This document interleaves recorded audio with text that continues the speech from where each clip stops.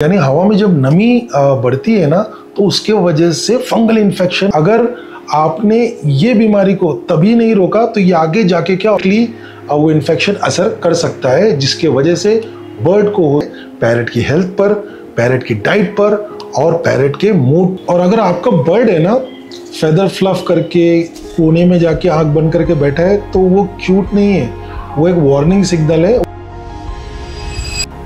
Monsoon तो आ चुका है, आप अपने फैमिली मेंबर के साथ स्नैक्स, चाय, कॉफी, ये सारी चीजों का तो एंजॉय कर ही रहे होगे, मगर क्या आपका पैरेट भी एंजॉय कर रहा है या साइलेंटली सफर कर रहा है? मॉनसून के सीजन में हवा में ठंड और नमी काफी बढ़ जाती है, जिसकी वजह से पैरेट को काफी मुश्किल का सामना करना पड़ता है। और अगर इन मुश्किलों को सही टाइम पे ध्यान से नहीं रोका गया तो ये मुश्किलें आगे जाके बन सकती हैं पैरेट की एक खतरनाक बीमारी में। मेरा नाम है शेख तनवीर और आज की वीडियो में मैं आपको बताने वाला हूं किस तरीके से आप अपने पैरेट का ध्यान रख सकते हो इस मॉनसून सीजन में, स्पेशली अगर आप इंडिया और आसपास के रीजन में रहते हो जो कि होता है कुछ ज्यादा ही ह्यूमिड। बारिश में जहां ठंड बढ़ती है तो उसके साथ साथ बढ़ती है ह्यूमिडिटी और ये चीज डायरेक्टली इफेक्ट करती है पैरेट की हेल्थ पर, पैरेट की डाइट पर और पैरेट के मूड पर। और ये किस तरीके से होती है आइए डिटेल में डिस्कस करते हैं। और आज के वीडियो में हमें कंपनी देंगे सिट्रॉन ककाटू और मलक्कन ककाटू की एक रेयर हाइब्रिड। देखिए, ह्यूमिडिटी यानी हवा में जब नमी बढ़ती है ना तो उसके वजह से फंगल इन्फेक्शन होने का बहुत ज़्यादा खतरा होता है। अब फंगल इन्फेक्शन कौन से होते हैं? जैसे एस्परग्लोसिस। अब एस्परग्लोसिस के बारे में आपको थोड़ा सा मैं बता दूं कि आपको पता कैसे चलेगा कि आपको बर्ड को ये बीमारी है। तो ये बर्ड में जो पहले सबसे सिम्टम्स आते हैं ना, जो निशानियाँ आती है कि ये बर्ड को एस्परग्लोसिस फंगल इन्फेक्शन है, बर्ड सुस्त हो जाता है। सुस्त होने के साथ साथ बर्ड का ना वेट लॉस होता है, ये खाना कम खाता है। अगर आपने ये बीमारी को तभी नहीं रोका तो ये आगे जाके क्या होता है, बर्ड है ना ओपन माउथ ब्रीदिंग करता है और अपनी टेल को ना बार बार ऐसे ऐसे ऐसे करके हिलाते रहता है। और ओपन माउथ ब्रीदिंग में आप गौर से अगर सुनेंगे ना तो टक टक करके आवाज आती है, ऐसा करता है। इस तरीके का अगर आपने साइन देखा तो मतलब ये फंगल इन्फेक्शन का सेकेंड स्टेज है। तभी भी आपने इस बर्ड को सही से अगर इलाज नहीं कराया तो फाइनल स्टेज पे ये बर्ड को पैरालिसिस हो सकता है, जिसको हम लोग लकवा बोलते हैं या फालिज बोलते हैं। तो ये भी हो सकता है या इनके दिमाग पे डायरेक्टली वो इन्फेक्शन असर कर सकता है, जिसके वजह से बर्ड को हो सकती है काफ़ी ज़्यादा मुश्किलें या मौत भी हो सकती है, गॉड फॉरबिड। और जब बारिश के सीज़न में सडन टेम्परेचर ड्रॉप होता है, मतलब थोड़ा सा ठंड बढ़ जाती है, तो क्या होता है बर्ड को भी ठंड लगती है। बर्ड क्या करता है, अपने फैदर को फ्लफ करके बैठता है। आपने देखा होगा वो पर्च पे फैदर को फ्लफ करके आराम से आंख बंद करके बैठा होता है। फैदर फ्लफ करने का मतलब ये होता है कि बर्ड को ठंड लग रही है और वो मैक्सिमम अपने फैदर को स्प्रेड करके हवा आने से रोक रहा है, अपनी बॉडी को गर्म रखना चाहता है। और साथ साथ इनकी ना, जैसे मैंने बताया, इनकी डाइट भी कभी कभार कम हो जाती है और ये इनका मूवमेंट कम हो जाता है। और मॉनसून के सीजन में जहाँ सन नहीं निकलता तो नेचुरली इनको सनलाइट नहीं मिलती, जिसके वजह से सनलाइट ना मिलने की वजह से ये काफ़ी मूडी हो जाते हैं। और मूडी में कभी कभार क्या होता है, चिड़चिड़े होते हैं, काटते भी हैं या एकदम चुपचाप बैठ जाते हैं, एक जगह कोने में चुपचाप बैठे रहते हैं। और बारिश के सीजन में फ्रूट्स और वेजिटेबल्स का जो डीके प्रोसेस है ना, यानी सड़ने का जो प्रोसेस है, वो काफ़ी तेज़ हो जाता है, जिसके वजह से इनके डाइजेशन में प्रॉब्लम्स आ सकती हैं।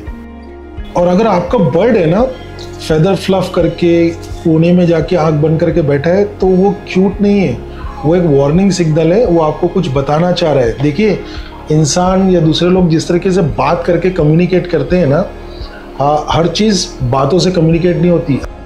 अगर आपने कभी कम्युनिकेशन के बारे में पढ़ा है, हर चीज़ वर्बल नहीं होती, फिजिकल होती है, साइंस होते हैं, हैंड जेस्चर्स होते हैं। कभी आप मेहमानों के सामने मस्ती करोगे तो आपकी मम्मी जब ऐसा कोने में झांक के देखती है, वो भी कम्युनिकेशन होता है। उसी तरीके से आपका बर्ड भी अपनी बॉडी लैंग्वेज से ना कुछ कम्युनिकेट करना चाहता है, तो ये एक तरीके का वार्निंग सिग्नल है, ये बर्ड क्यूट नहीं हो रहे। अगर आपने इन चीज़ों का ध्यान नहीं रखा और पैरेट की सही तरीके से केयर नहीं करी तो प्रॉब्लम क्या क्या आ सकती है। सबसे पहली प्रॉब्लम आ सकती है इनको सांस लेने में तकलीफ, जिसके पीछे रीज़न होता है आपका केज में ना नमी होना।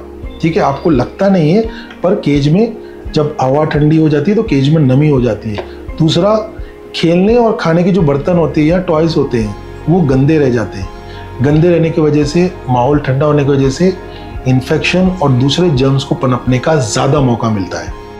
एक बात आप लोग है ना ध्यान ही नहीं देते, जो पर्च होता है जहाँ केज के अंदर या बाहर प्ले जिम होता है या टी स्टैंड होता है, जब बर्ड उस पर बैठता है ना उस पर भी हल्की सी काई आती है। अगर आप देखेंगे उस पर भी फंगस भी उगना स्टार्ट हो सकते हैं। तो उसके ऊपर आप ज़रा नोट करना, उस पर आपको ना हल्की सी वाइटिश पाउडर दिखेगा या कभी कभी ग्रीनिश दिखेगा।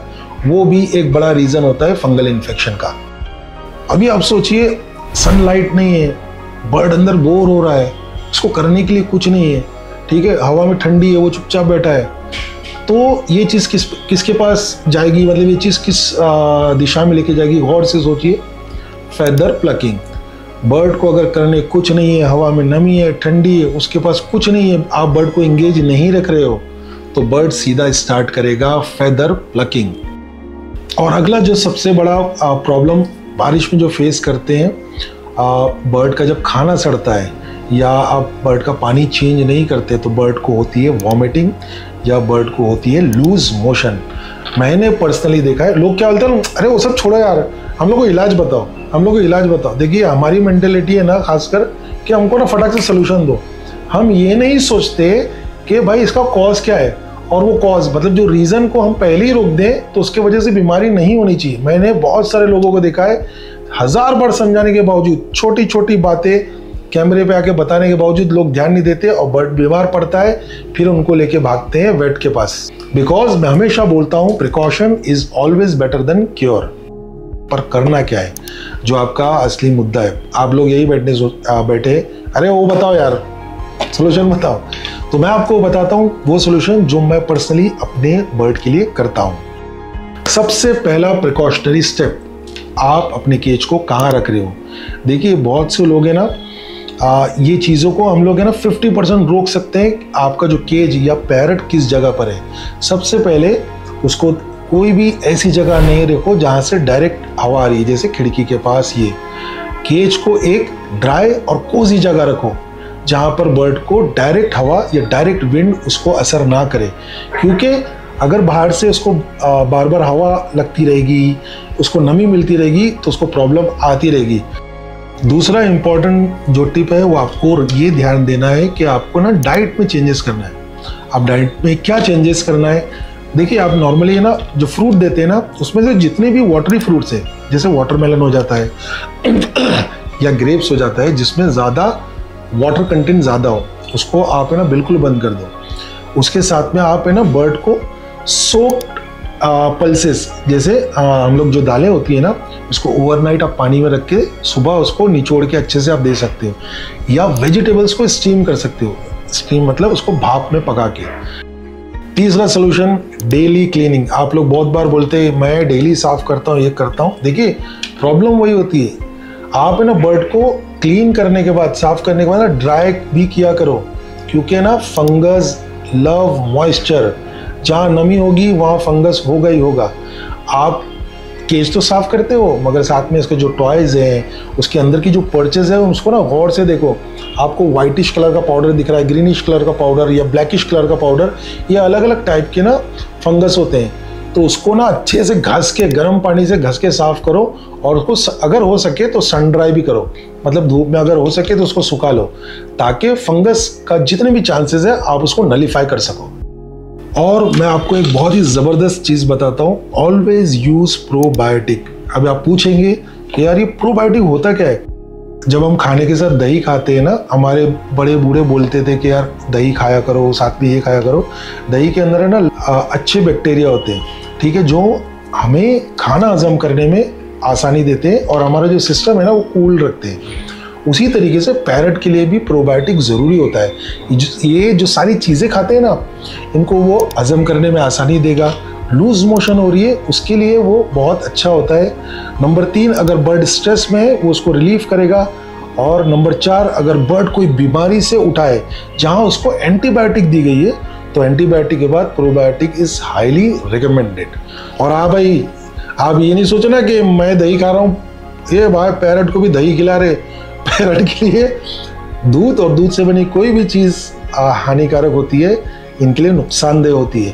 तो बर्ड सेफ प्रोबायोटिक जो मेडिसिन मिलती है आपको वही यूज़ करना है। आप ये भी नहीं इंसानों की प्रोबायोटिक उठा के, वो आपने देखा होगा याकुल्ट उठा के डब्बी उठा के पी रहे, इसको मुंह को लगा के ले गाट गाट, इनको नहीं देना है। बर्ड सेफ प्रोबायोटिक गूगल पे अमेजोन पे जाके सर्च करिए, कोई भी ब्रांड आपको अच्छा लगता है लीजिए और अपने बर्ड को हेल्थी रखिए। अभी आपको 4 मैं एडिशनल मैं आपको चीज़ें बताता हूँ मैं जो पर्सनली और यूज़ करता हूँ। देखिए, बर्ड की अगर सनलाइट कम होती है, सनलाइट नहीं मिल रही है ना, तो आप फुल स्पेक्ट्रम डे लाइट एक बल्ब आता है, आप नेट पे देख लेना, आपको मिल जाएगा, आप वो लगा सकते हो ताकि ना बर्ड मूड ही कम हो। ठीक है, एटलीस्ट वो बल्ब की वजह से ना उसको ऐसा लगे कि हाँ चलो सनलाइट है, तो उसका मूड आप लोग संभाल सकते हैं। दूसरा, इसको बोर होने मत दो यार। ठीक है, कुछ ना कुछ टॉयज दो ज़रूर। और मैं ये नहीं बोल रहा कि टॉयज खरीदो दो, ये बहुत सारी चीज़ें, एक दिन मैं कभी वीडियो बनाऊंगा कि आप है ना घर के अंदर ही ना किस तरीके से अच्छे टॉयज बना सकते हो। तीसरा, रात में अगर आपको लग रहा है ना हवा में नमी है, कभी कभार लोग एसी भी ऑन कर देते, ठीक है, तो आप बर्ड के ऊपर कवर डाल सकते हो ताकि ज़्यादा नमी केज में ना घुसे। आप डेली या हफ्ते में एटलीस्ट 3 से 4 बार है ना वेट चेक करो कि वेट में क्या वेरिएशन हो रहा है। कि मैंने आज वेट किया था, उसके बाद कल किया 10 ग्राम कम है, उसके बाद कम किया 5 ग्राम कम है, तो कि इसका वेट है ना स्लोली ड्रॉप हो रहा है। तो आपको रीज़न पता होना चाहिए कि वेट लॉस क्यों हो रहा है। देखिए, अभी बारिश का सीज़न है, उसके बाद कोई दूसरा सीज़न आएगा, उसके बाद दूसरा मौसम आएगा, मौसम आएंगे मौसम जाएंगे, मगर as a responsible pet parent, as a responsible hobbyist है ना, हमको ये सीखने की ज़रूरत है कि ये बर्ड अपनी आँखों से, अपने फेदर्स से और अपनी बॉडी लैंग्वेज से हमें क्या कम्युनिकेट करना चाहते हैं। ये वीडियो बनाने का मकसद सिर्फ ये था कि आने वाली जितने भी बर्ड हॉबिस्ट लोग हैं उनको एक सही इन्फॉर्मेशन मिले। मुझे उम्मीद है ये वीडियो आपको अच्छा लगा होगा। तो मिलते हैं अगले वीडियो में, तब तक कीप लविंग योर बर्ड्स।